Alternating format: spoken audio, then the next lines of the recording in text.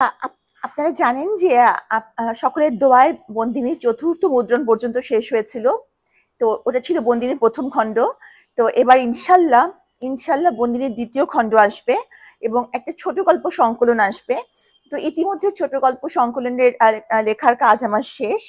আমি এটা আমার এডিটরের কাছে পাঠিয়ে দিয়েছি। উনি প্যারিসে থাকেন। আর হচ্ছে যে বন্দিনীর দ্বিতীয় খণ্ড লেখার কাজ এখনো বাকি আছে। ইনশাল্লাহ আমি শেষ করে ফেলতে পারবো। তো এই দুটা বই এবার প্রকাশ করার আশা রাখি, যদি আল্লাহ চান।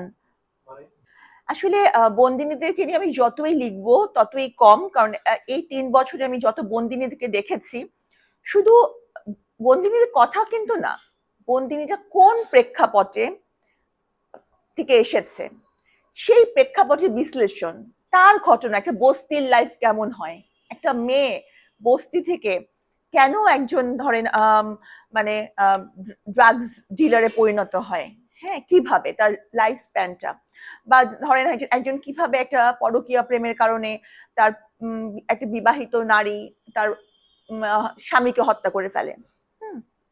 তো এই প্রেক্ষাপট, তো এগুলো হচ্ছে সবই আসবে। তো এক একজন বন্দিনীর এক একটা রোমহর্ষক কাহিনী। তো এটা লেখা, এবং এটা লেখার পিছনে উদ্দেশ্যটা হচ্ছে এই ঘটনা যাতে আর কারো জীবনে পুনরাবৃত্তি না হয়। তো এটাই উদ্দেশ্য। আসলে এক একটা অপরাধ, এক একটা নারী এবং তার এক এক ধরনের বৈচিত্র্যময় প্রেক্ষাপট।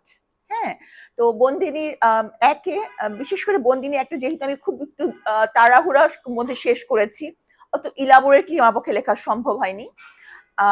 এখন আমার বন্দিনীতে ভিন্ন ভিন্ন গল্প আসবে, এবং গল্প না, এটা তো ফিকশন না, এটা ফ্যাক্ট।